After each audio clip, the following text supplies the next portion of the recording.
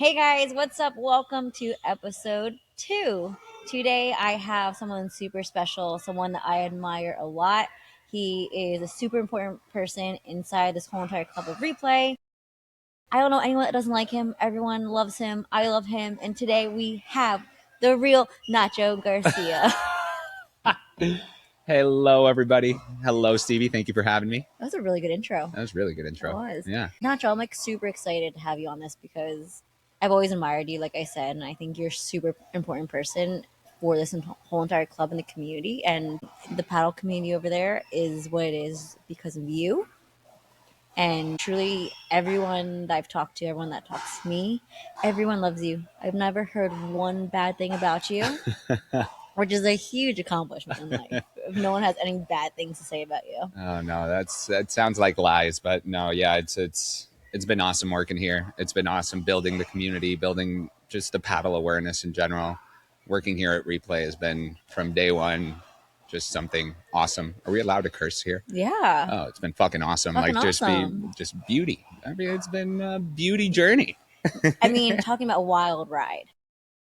Yeah, wild ride for sure. I mean, listen, at the end of the day, this is a very, very big startup. That's the best way that we can put this. So you're hands on from day one. It's been hands on. Anything that has to be done, well, it's first come, first serve, really. You do the best that you can. And what I try to do always is try to do all this with a smile on my face and with the best attitude possible. Yeah, now I will say I feel like there are still days that you and I both are like I don't even know what I'm doing some days. I don't know if you feel that way sometimes, but I mean, more than I'd like to.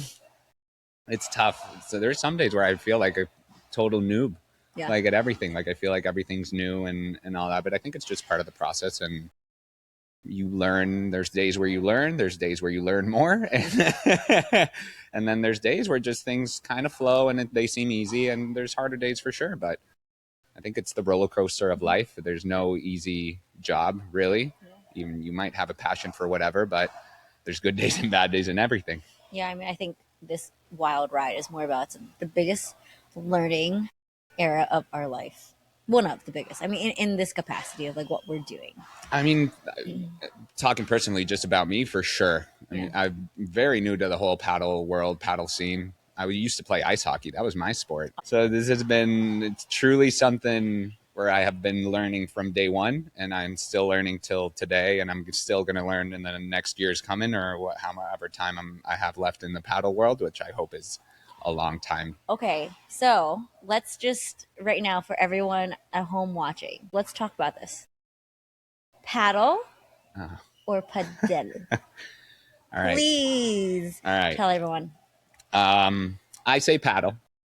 I like to say paddle. In Spanish, it's written with a tilde in the A, and the enunciation is on the A, so it's paddle. But coming here to the U.S., to the States, I learned that platform tennis is also called paddle. It's played more up north. So I think to differentiate both sports, they started calling this padel. It has a bougier accent to it, or whatever you call it. I mean, but let's be real, it's actually called paddle. I like to say paddle. It's paddle. It's paddle. Yeah. Padel.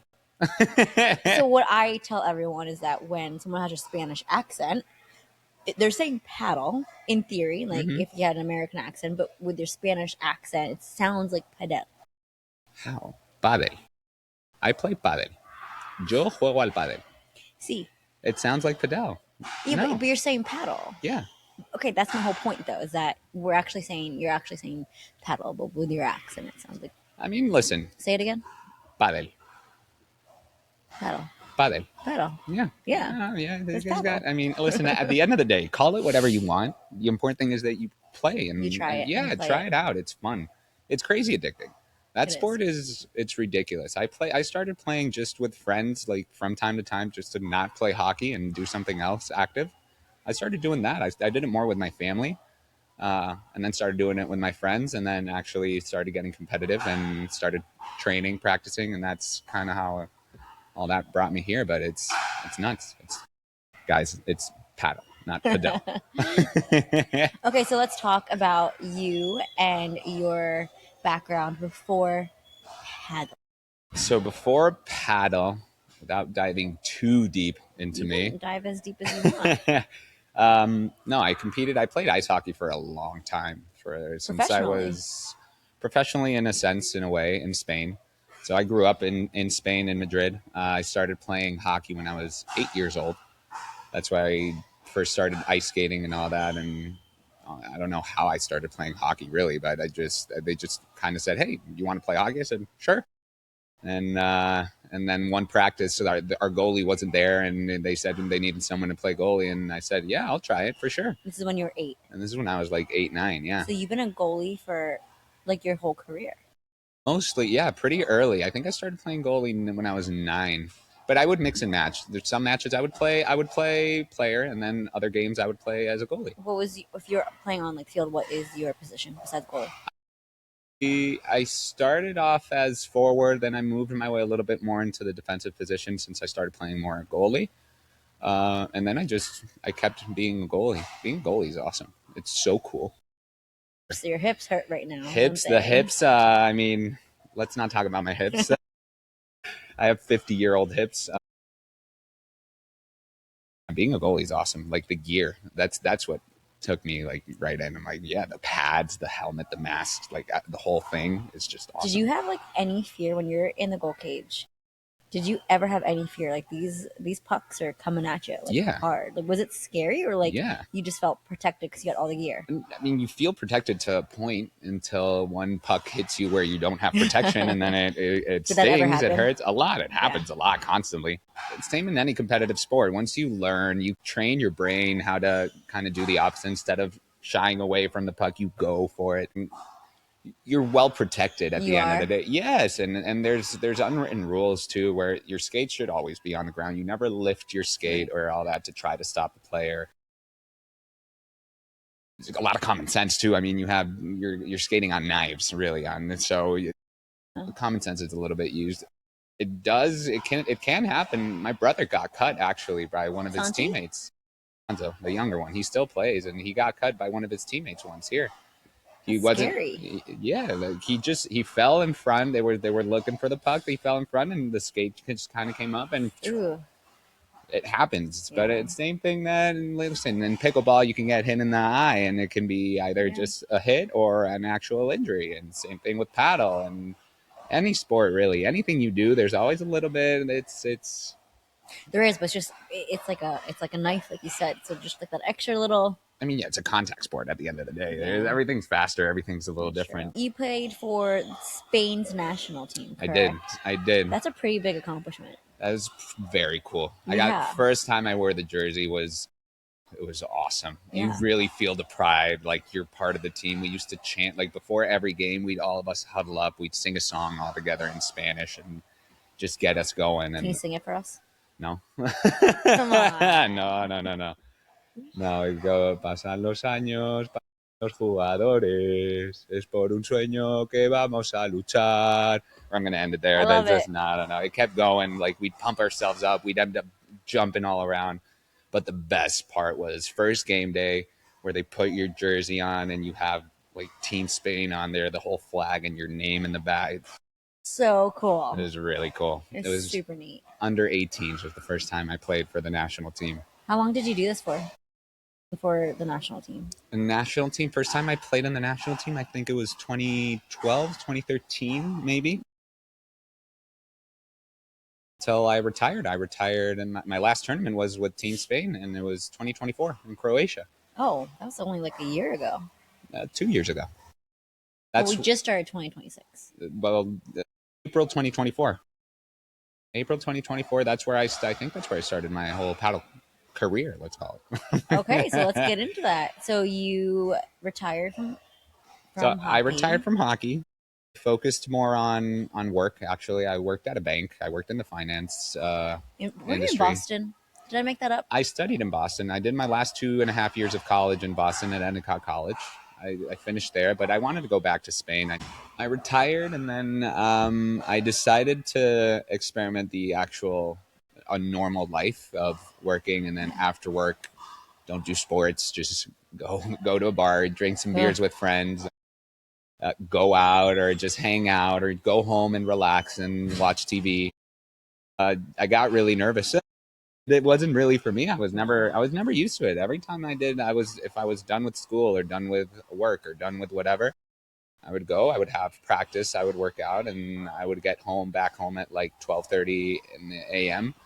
and then go to sleep at 1:30 and wake up at 7, go to work and do it all over again. It was a little weird. It was like something was missing. Well, I think something that's really cool about working here is that you and I are very similar in the sense of like those kind of jobs are just not for us. So No. being able to be on court, talking to people, moving. Oh yeah, no, That's just so. being involved with people and actually talking to a person face to face, where Right. you can tell the emotions that they have, you can read their body language, all that's what works for me. And then if we add being on court, teaching and coaching and or making tournaments or all that stuff, that really translates and resonates with me. I love being with people. Like at the end of the day, it's who you're with. yeah, and it's what happens constantly here, and that's something that's really awesome with the whole paddle community, especially here since it's so brand new. People have a lot of questions, and there's a lot of things that pop up, and I feel like I'm still learning, but I have a lot to teach. Yeah.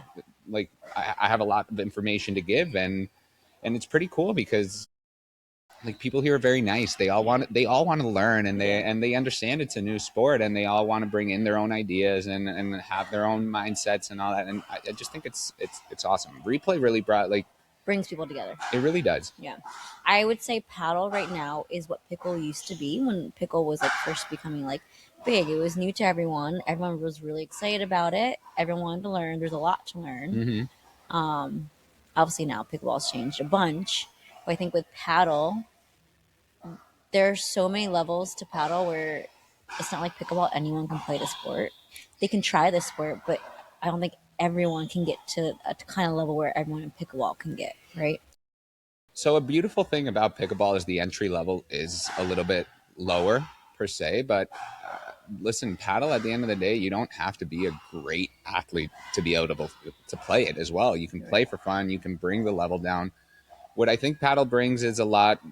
Just instead of playing in paddle, the big thing that it has is the walls. The walls brings in a whole different. It brings in a whole different dimension. It is interesting because it changes the angles. It changes the whole perspective of it, and it makes you have to be a little bit more athletic too, and it makes you have to anticipate and all that. But we'll get a little bit more into it a little bit more as we move on ahead here. But it's cool. There's so much to talk about paddle. Paddle is really cool. No, paddle is absolutely amazing. I remember, when was the first time I even tried? First time you Did I have tried? a lesson with you, or did I just hop on court with you? I think you just hopped on court and started hitting around. Yeah, I think my favorite thing about paddle when I tried it is there's no kitchen line, and only because someone at my height when I play pickleball, I don't have the reach to hit certain shots that like the average person can hit. So I'm not as aggressive here. So in paddle though, I can like be right at the net. You can be right at the net. You can be. I mean, listen, in paddle you can be anywhere. Let's just outside the cage. You can go. You can run outside the court if you have to, if you want to. It brings in a broader dimension. But I do have to say, in pickle, the way the pickle is designed, the way that it was explained to me when I got here, because I had no idea what pickleball was. And when I got here is when I first got introduced. Yeah, that's where. That's where. Did you ever hear about pickleball? I started hearing about pickleball a little bit through social media and this and that. Ever since the pandemic and all that, like. You know how social media kind of booms. Oh, pickleball is booming in the U.S. and everyone's playing. Sport. Fastest growing. Paddle's the fastest growing sport too. Everything is the fastest. Everything is the fastest growing sport in the world. If you market it correctly, then it is what it is. But what I really liked about pickle, and this is the way that I kind of got introduced to it, is that in pickle you're gonna play three. You're gonna hit 3 shots no matter what. The way that the game is designed, so that gives people a chance to actually like at least touch the ball once in every point, and that's huge. And listen, at the end of the day, pickle, it's still a racket sport. It's still a great way to introduce people to other different types of racket sports, and you don't have to play just one sport. You can enjoy different sports at the same time, and people should. And people should, exactly. We're very focused on competition being the best. But at the end of the day, racket sports, what it really does, it brings in a lot of different people. Mm-hmm. Racket sports are not easy. You're hitting with a racket. It's an extension of your arm. It's a tricky thing. And then you start competing against one another. You hit good shots. You applaud. You come in, join together. You play with different people. You mix and match. You play doubles. You play singles. At the end of the day, it's a fun way to stay active. It's great work mentally with hand-eye coordination for any age in this sense. And listen, the entry barrier in pickle is a little bit lower, but it just makes it that much more fun. Paddle is a little bit more intricate, a little bit more complicated, just involving those walls. But at the same time, you don't have to play super fast. You don't have to play like the pros play all the time. But so cool to watch the pros play. Oh my gosh. Points go. It's insane. I think the cool thing about watching the pros play is that for pickleball, you'll watch them play and it's cool and they're doing cool things and then it makes you want to play. When I watch, like, when we had all those girls here for that one tournament. Ana Cortiles. Oh, she's so good. But like watching them, you are just like mesmerized and you want to watch them because they're doing things that majority of people will never be able to do. No, it's crazy. Plus, I mean, Anna is ridiculous. Anna's so good. She used to play pro, like pro. And she retired for personal reasons, whatever. But she moved here to Miami and kept growing the sport. Yeah, she's from Spain. Did you know her from over there? No, I met her here. She's awesome. She's a great person. Yeah, she's done a lot for the paddle community and down in Miami. She's a great personality. She's all smiles. She helps a lot on social media, which helps a ton. But she's a fierce competitor. Like she wins tournaments over and over and over and over again. And that's not easy. I would like to take a lesson from you, Anna. Anita, apunta.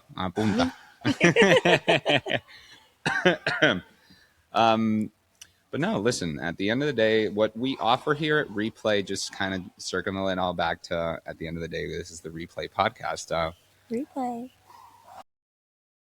It's awesome. It's a great, it really is something special, I believe. This is me. I've been here from the start too, and I kind of, it definitely does grow on you. And as you see it evolve, you kind of evolve with it, and it feels like your baby and all that. But listen, at the end of the day, with the add-ons and whatever, from the start, this place has been a gathering, like a melting pot of different cultures, different people, different sports, bringing pickle, paddle all together, gym. It's a good, healthy lifestyle, and it brings all those people that want that kind of lifestyle. It brings you all together, and you meet a lot of different people. I have met so many people this way. I mean, some of our best friends we met through Jordan. My personal group of friends I've met all through pickle, paddle, all through here. And it really is awesome. And it's a big melting pot of different countries as well. Which is really cool. It is. I mean, I'm from Spain. I consider myself a foreigner coming here, even though I might have the accent and I might have and I know how to speak and I know the cultures and all that, but I still consider myself an outsider when I come here, and it's cool because you're not alone. Let's talk about Replay. Mm-hmm. Do you follow the Savannah Bananas? No. Yes, the baseball team. The baseball team. Yes. So I think a really cool thing with Savannah Bananas, now they're so big and they're ginormous and they're popular, they bring a different twist to baseball. Mm-hmm. Obviously, all their players are fabulous. One of the players, Michael Deep, he's going to be on the podcast. Oh, nice. Yeah, he plays pickleball. That's how I know him. Okay. But the owner, I think his name is... he's Yellow Tuxedo on Instagram, but maybe Jesse. He talks about what's really cool about the Bananas Foundation now, which is, I kind of feel like it's kind of like a Replay, is everyone wants to be here, right? Which is great. We love that. But now we're getting to the point where everyone now wants to work here. And the Savannah Bananas, he did a really cool video the other day where he talked about the change, and now they have like a huge wait list of not just people that want to come to their games, but people want to work for them. And I think the fact that we have so many people that want to be here and either teach at Replay, somehow work at some capacity at Replay, I think that does a lot to what you and I and Alex and everyone else has been building here. And I think that's really awesome for us to be proud of. I mean, for sure. I never thought of it like that. You know how we go at 1,000 miles per hour all the time? Like, that's a really interesting. Yeah. I didn't think about that until I literally saw the video the other day. And I was like, wow, this reminds me of Replay. Interesting. Yeah. Like, so many people want to work here. I turn people away all the time. I get emails all the time. Oh, I want to teach here. Oh, like blah, blah, blah. And I just can't fit anyone else. Yeah, no, I've Paddle is a little different. Paddle is still growing and still. But you have like 7 people over there now. Yeah, that is true. That is true. Yeah, I don't have the demand to add more coaches right now, which is true. But I've had an overwhelming. Yeah, now that you mention it, I've had an overwhelming amount of people wanting. To be part of Replay. So I think that's really cool about Replay as well. Obviously, you've had other jobs. I've had other jobs. For anyone that's watching this that might be like in some stage of their life where they don't know what to do and they're stuck, maybe you need to come work for Replay. Like, this place is a dream playground. I mean, it's not bad. Don't rush it either. If you don't know what you're doing or what to do, don't worry, because I went to the other side of the world once. I became a tour guide in the Maldives Islands. Oh my gosh, we should totally talk about this. We're gonna talk about this. This is after quitting, retiring from hockey, let's say, and living the normal life experience for a couple of months. Me going crazy and having to do something, I quit everything and I went to the Maldives Islands to become a tour guide. Amazing. Which was a whole 180 change in life and everything. I became a hippie. I would walk around barefoot around a 1 mile island, like it was 1 mile long, every day, being in the ocean, swimming with sharks, whale sharks, turtles. It was very, very different, but I mean, you live that I lived that for 3 months. It was awesome, spectacular. Best 3 months of your life? No, not great 3 months of my life for sure, but for me, being part of this has been more fulfilling. Let's say. Okay. It was the Maldives was awesome. Listen, don't get me wrong. It was one of the happiest moments of my life, for sure, without a doubt, by far. Core memory. Oh, core memory for sure, 100%. So I'm glad you had to say peace out to that job and go to the Maldives and have that experience. I think that's what life is all about. It's about. I mean, you kind of have to. You have to say yes to opportunities as well, and you have to have. And sorry for the expression, but you have to have balls. Like you really do. You have to say yes, and it's not easy because you have to leave a bunch of stuff, and especially if you've grown up in one place and you feel comfortable and you've had your group of friends, you kind of have your routine. You know what to do. You know where everything is. People know you. It's hard to give that up. It's not easy. But I highly recommend you try, especially if you do want to. If it's a calling and you feel it inside, I highly recommend you do. Listen, I did it. I'm very happy I did it. I ended up here. I don't think I could have ended up in a better place. I consider myself very lucky and very fortunate about it. But at the same time, listen, you create and you build your own luck. You have to. If you say yes to opportunities, other things might happen. You expose yourself to different situations. It's all a vicious circle. That's some good advice right there. You have to make your own luck. You have to make your own luck. Listen, you can be luck is it's easy to say that someone is lucky, and because if they're fortunate and they have things good things going on, but at the same time, I feel like you have to build your own luck, and you have to transmit and translate positive energy.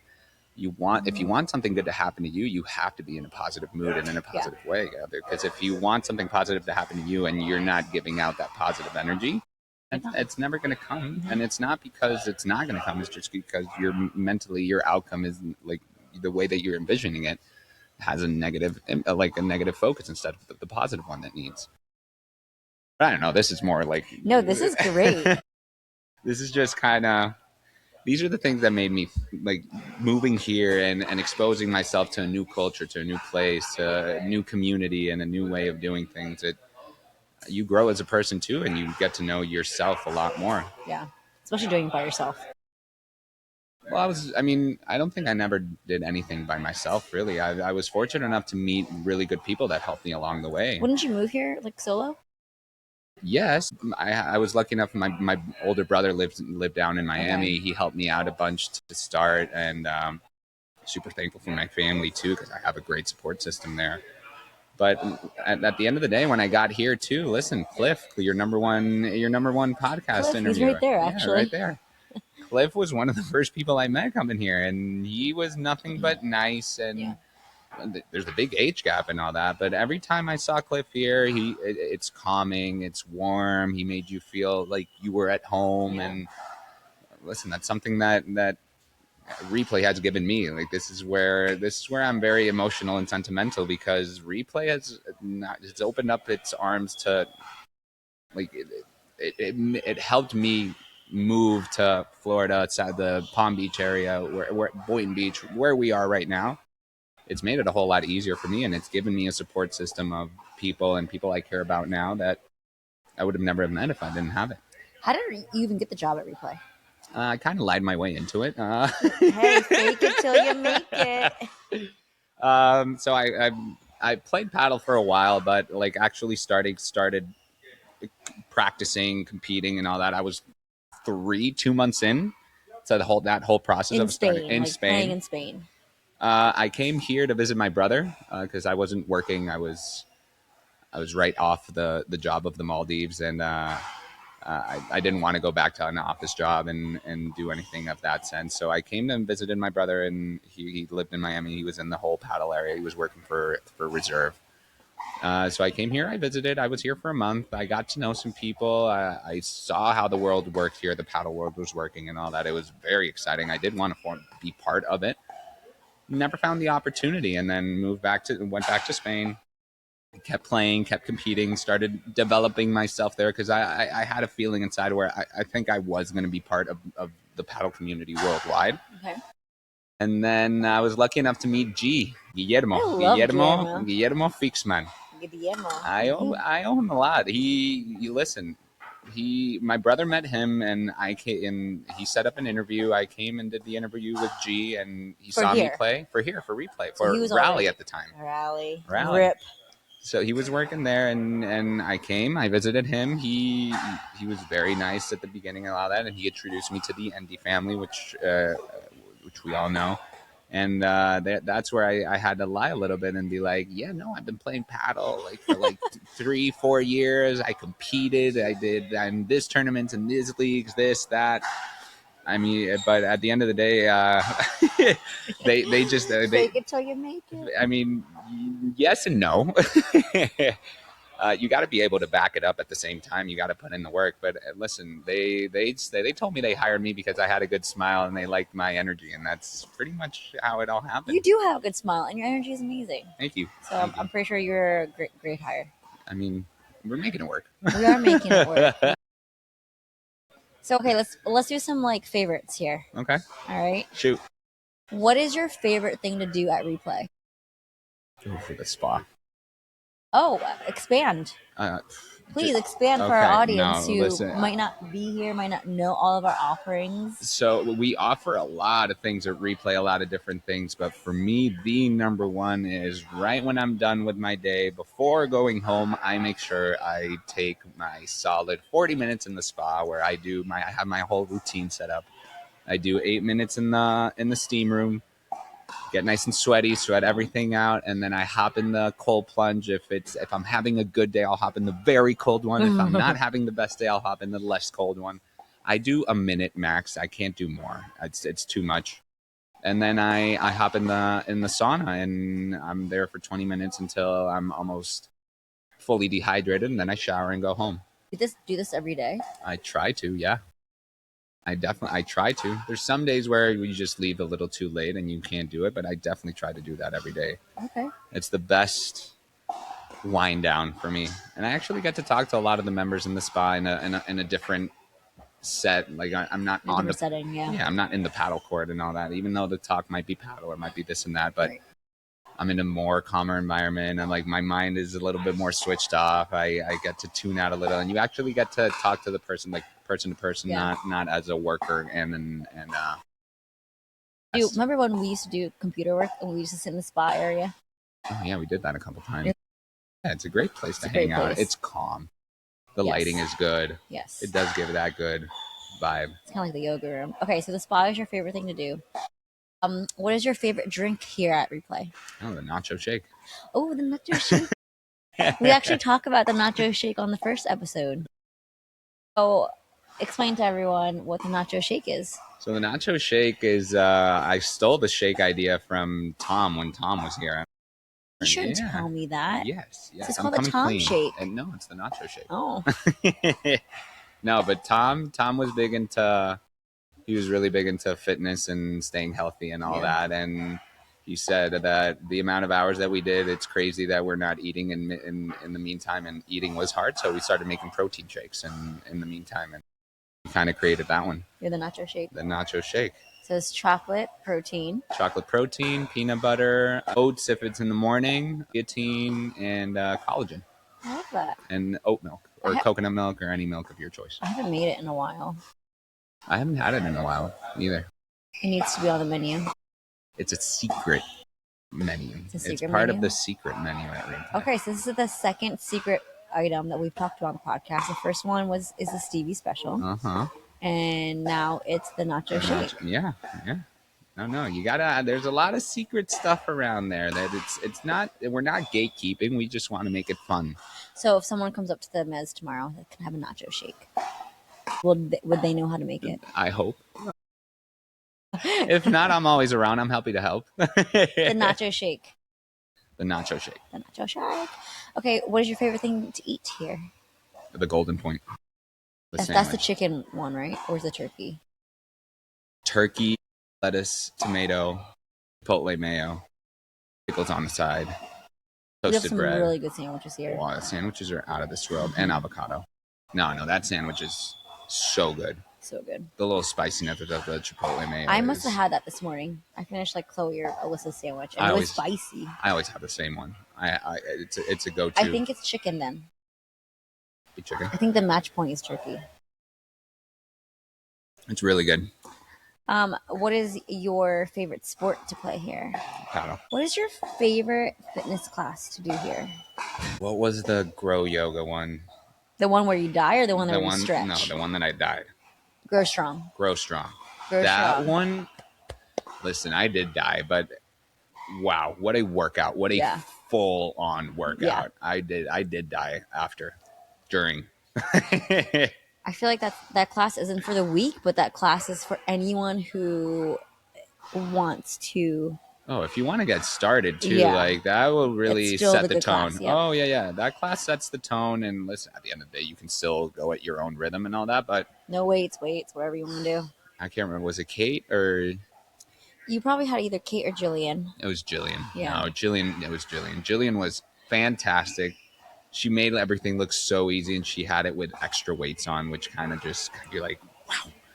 Yeah, no, she's fabulous. No, yeah, and they make you push harder. I love it. This is the second shout out to Jillian and Grow Strong from Grow Yoga. I mean, listen, they do a fantastic job. They really do. It's tough though. It is tough, but it's worth it. And listen, any fitness class also, I've worked very more closely with Marissa. But I heard the whole staff is awesome. Anything Shift X, anything Grow Yoga, anything is awesome. It's amazing here. And don't forget to take a paddle lesson with any of our coaches as well, and pickle coaches. Okay, so who is your favorite paddle instructor? Me. That'd be me. Okay. No, that's a fine answer. No. Okay, so if you had, let's say you were not allowed to be on court. And you had to tell someone who they should get a lesson from. And you can only pick one person. That's so mean. It's not mean. I'm just curious.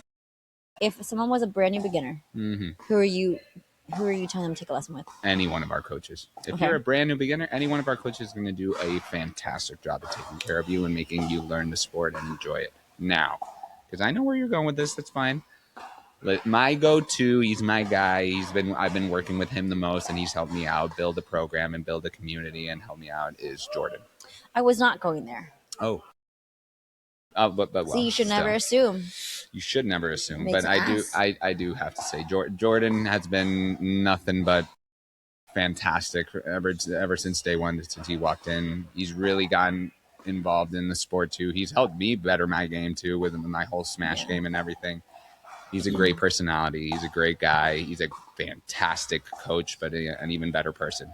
Yeah, so Zach Marceau was the person to introduce me to Jordan at one of the APP tournaments, maybe like a year ago. And then he came up here, he practiced, and then he went to the other side, tried paddle. And I remember watching him pick up the paddle for the very first time playing, and I knew right away, like, he could easily go pro in the sport.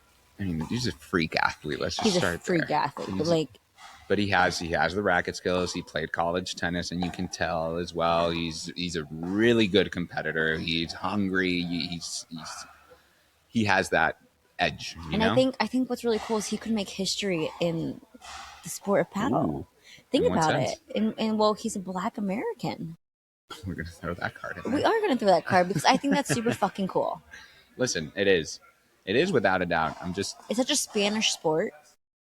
Spanish, Argentinian. I mean, right now it's the Spaniards and the Argentinians are the ones that are dominating the paddle right now in the world. Listen, Jordan, color, race really doesn't matter at this point. Jordan is a fantastic athlete, and from a marketing standpoint of view, I'll buy the whole. Yeah, he has a fantastic opportunity, and he has the level for sure. But it's still a very new sport, and really anyone can kind of chime in and to the sport, and that's what we're kind of looking for. But from my personal opinion, Jordan, he's just a fantastic guy, and he whatever he touches and whatever he does is good because he's a pure-hearted guy, and he works really hard. He has a really good work ethic, and he's genuine, and he like truly cares about the people around him, what he's doing. Yeah. Shout out to you, my guy Jordan. This is all for you. Jordan, you're an awesome person. Who is your favorite front desk person? Who's my favorite front desk person? Danielle. Is she considered front desk anymore? Actually, no. She got promoted, but I'm still gonna go with Danielle. Okay, I love Danielle. Danielle always compliments my fit, my outfit. We always have fun, talk. I want to watch her do her like dance stuff. Oh, her whole she's a little raver. Yes. Yeah, she's a fireball. Yeah, I love Danielle. Who is your favorite paddle player? I have to say my favorite paddle player in the club is Alex Endy. It's an easy answer. He's a beast. He's playing a lot better. Not even that. He has a broken tailbone. I'm pretty sure his groin just got pulled or something, and then his rotator. He had a whole reconstructed shoulder, and he's back on court, and he's playing every day. And he did grow strong yesterday morning, and literally a broken tailbone. Dude's an animal. Yeah. Right now, because this changed, this varies every week. It kind of varies. This week is Alex for sure. Yeah, he's fun too. A lot of dedication on court. Yeah, I'm super bummed that you guys can't come skydiving on Friday. No, yeah, I am too. But you know what? I know he wants to go again. So when you can go, we'll all go. You guys definitely want videos of us skydiving. That's gonna be. He's been a bunch. I've never done it. It's gonna be my fourth. Jealous. I'm pumped. I'm curious. Would you ever after you do it the first time? Is this something that's on your bucket list, or would you go more than once? I would go more than once. Okay, so hold on. Let me do it once, but I'm pretty sure it's something that I'm going to want to do more. Would it be something where I would love to do do this by myself? No, go solo. Pull, me pull the parachute and me do that 100%. I'm teetering on I think you have to go do a whole certification thing and all that. But but you know what? When we went this past time, the people that were telling me about the certification, you only have to jump a total of 27 times, and then you go solo, or something it's some ridiculous low number. In my opinion, it's low because you can go more than once in a day. We'll go skydiving with Alex when you guys both can. Beauty. What is your favorite word to say here that everyone knows? Beauty. Beauty. Beauty. Beauty. Everyone's a beauty. Everything's a beauty. Yeah. Beauty. If you're ever at replay and you go to the paddle side and you hear someone say beauty, you know it's Nacho. You do a few other things on court too. You're like, so. Oh my God. Yeah, no, let's not get started there. There's so many things that I say. Yell them too, but The best thing that I've heard is that someone told me, like, I yell with my eyes. I don't yell with my voice. I yell with my eyes. Yeah. You're really intense. Right Super there. intense. Vamos. Vamos. Okay, let's talk about, this is maybe one of our last topics. You've been here since day one. Are you the last person that's been here since day one now? Yeah. I think you are. Yeah. Congratulations. Thank you. That's a huge accomplishment. Yeah. I hope you stay. I don't plan on leaving. Perfect. Beauty. Beauty. So, since day one, what has been the coolest thing that has changed since day one to day today? Obviously, there's a lot that's changed, but if you could, like, what are your top three? It's a little selfish, but I do have to say, like, the whole Nacho Tuesday thing has, like, that has. Oh man. Listen, from the first time we did it, I think we had a total of 3 participants. It was okay. 3. So let's talk about Nacho Tuesday. What is Nacho Tuesday? Nacho Tuesday was a fun. Is a fun, just competitive, social, not competitive. Sorry, it's social play for all levels to come play and enjoy and the sport of paddle. That's how it started. It started just as the first event that we had, that we didn't know how many members. We didn't have members. We didn't have anyone really. Right. It was just the first event that we opened our doors up, and our first organized event where anyone could just come in. They sign up to play, and we kind of made it happen. So Nacho Tuesday is king of the court style. So if you win, you move up, and if you lose, you move down, and you split partners. So it's super, super social. Mm-hmm. You're playing with different people. You're meeting different people, and it's timed games, 10 minutes? 12 minutes. 12 minutes. It was actually something that I stole from you, mm-hmm. and I put on the pickleball side.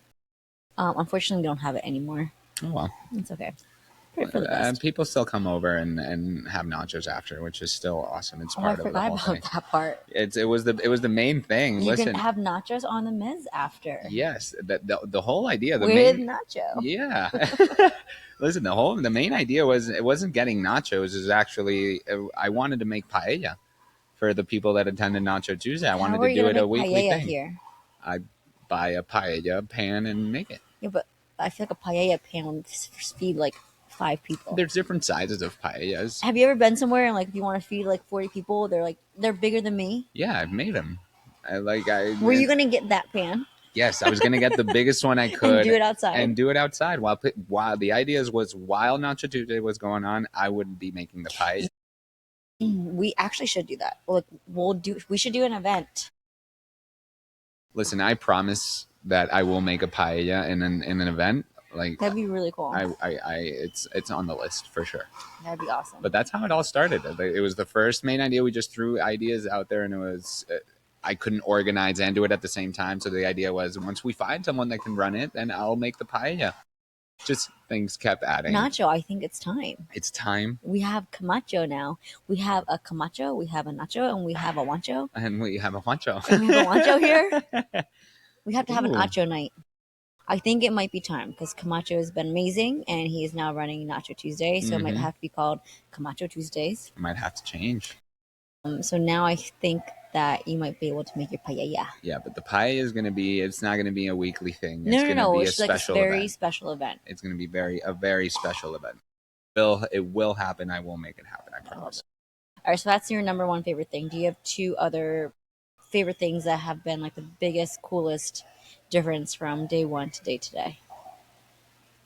The look and the feel of the club from day one to now is night and day, I have to say. But it's kind of unfair. I saw it literally when it was bones, and now that it's fully up and all that, it looks spectacular. The pro shop is looking awesome. We have merchandise now and it's insane.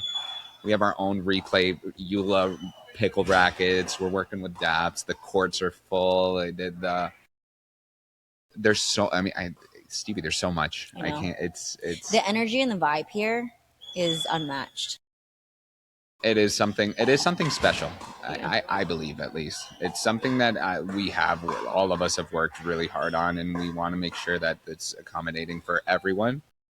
But I do think that we have something special here where people do bring in their best energy, and this brings out the best in people. So, and I think that's what replay as a whole is going to differentiate between all these other places that are open, is that we have something special here. We have like a really cool community. We just have the energy where people just, they want to be here, they want to work here, they want to play here, they want to be members here.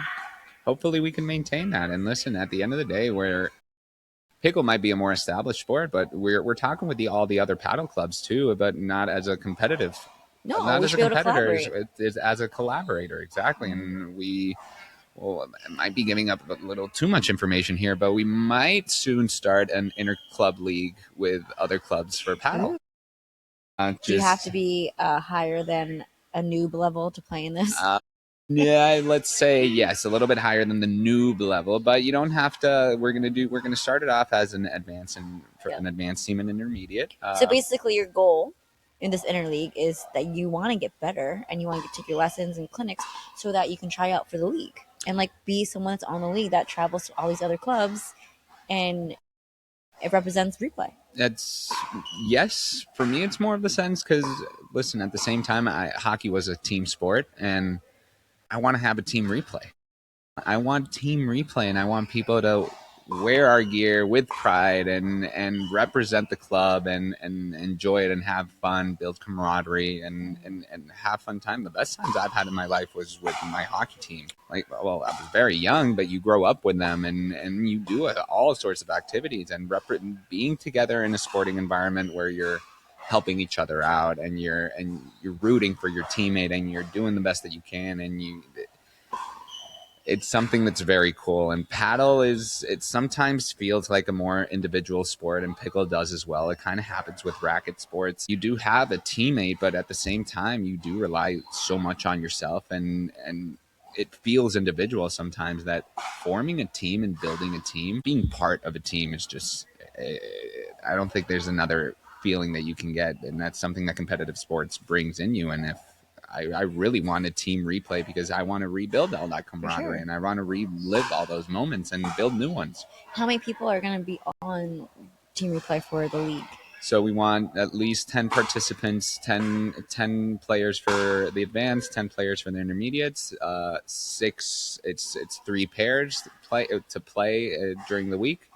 So there's a rotation, there's substitutes and all that, but it would be 3 teams for intermediate and 3 teams for advanced, with some substitutions there just in case if someone can't make one of the matches, you can put them in and all that. But that's amazing. I'm looking forward to it. That it's something that for sure is going to happen, and we're going to have to get some cool sponsors for sure. Like if 8 Sleep is listening and they want to sponsor Team Replay, I mean, that'd be fantastic. Well, yeah, no, 8 Sleep, if you want to participate, for sure. There's already some paddle guys who are sponsored by 8 Sleep, and I talked to them and they said the 8 Sleep owners, wherever, they play paddle. They do, and they actually are sponsors of a paddle league that they're doing down in Miami. Yeah, so they should do. Hello. Wait, so Team Replay. So obviously I have Team Replay in a different aspect of players, like pro players.